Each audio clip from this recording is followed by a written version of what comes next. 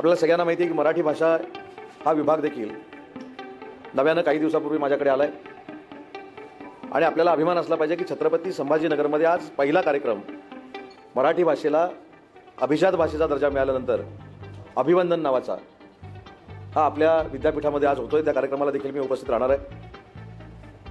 आमचे प्रत्येक जिल्ह्याचे जिल्हाधिकारी हे मराठी भाषेचे सहाय्यक संचालक आहेत। आम्ही काही निधी त्यांना उपलब्ध करून दिलेला आहे। परवा मी दिल्लीमध्ये जाऊन आल्यानंतर मराठी भाषेच्या संवर्धनासाठी आणि जतनासाठी आणि प्रचारासाठी जो निधी आम्ही जिल्हाधिकारी स्तरावर आता डिस्ट्रीब्यूट करू तर त्याच्यातनं शालेय विद्यार्थी, कॉलेजचे विद्यार्थी आणि इन जनरल सगळी मराठी बोलणारी जी माणसं आहेत त्यांच्यासाठी कार्यक्रम आयोजित करावे अशा पद्धतीची आमची संकल्पना आहे। मराठी भाषा जशी छत्रपती संभाजीनगरला बोलली जाते, महाराष्ट्रामध्ये बोलली जाते, तसाच प्रचार परराज्यांमध्ये आणि परदेशामध्ये व्हावा ही देखील भूमिका घेऊन आम्ही पूर्ण महाराष्ट्रामध्ये काम करतोय। आणि मला आपल्याला देखील विनंती करायची आहे की मराठी भाषेला अभिजात भाषेचा दर्जा मिळाल्यानंतर पहिलं विश्व मराठी संमेलन हे 31 जानेवारी, 1 फेब्रुवारी आणि 2 फेब्रुवारीला पुण्यामध्ये होतंय।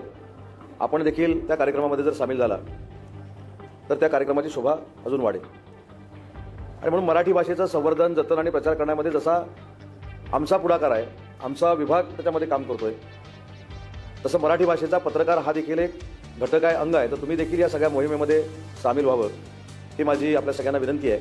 आणि म्हणून दोन्ही विभागाचा आढावा घेत असताना उद्योजक जे मराठी आहेत त्या मराठी उद्योजकांसाठी कालच जो पुण्यामध्ये एक कार्यक्रम झाला की जे परराज्यामध्ये उद्योजक आहेत, जे परदेशामध्ये उद्योजक आहेत, त्यांना पुन्हा एकदा महाराष्ट्रामध्ये आणून त्यांच्यासाठी एक वेगळी योजना सुरू करावी, तर ती मराठी उद्योजकांसाठी योजना सुरू करण्याचा आमचा मानस आहे। आणि त्या कमिटीच्यासाठी माननीय रघुनाथजी माशेलकर साहेबांची आम्ही नियुक्ती करतोय। माशेलकर सर त्याच्यावर अभ्यास करून आम्हाला प्रपोजल देतील, ते आम्ही शासनासमोर नेऊ, कॅबिनेटसमोर नेऊ आणि त्याच्यातनं जो मराठी भाषिक, जो मराठी माणूस परराज्यामध्ये आणि परदेशांमध्ये गेलेला आहे परंतु त्याला महाराष्ट्रामध्ये येऊन पुन्हा एक्सपान्शन करायचं किंवा उद्योग सुरू करायचा आहे तर त्याच्या मागे देखील महाराष्ट्र शासन ठामपणाने उभं राहणार आहे।